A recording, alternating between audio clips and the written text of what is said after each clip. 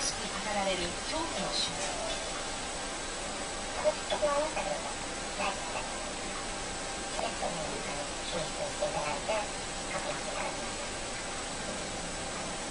中国中央テレビはラサでの報道で、今回新たに乳児を含む5人の焼死体が見つかったと報道。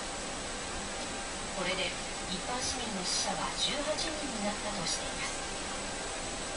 しかし、チベット亡命生殺口付近で男性や警戒に当たっていた白い警察官など男女4人を切りつけ、その後、駅の東口にあるショッピング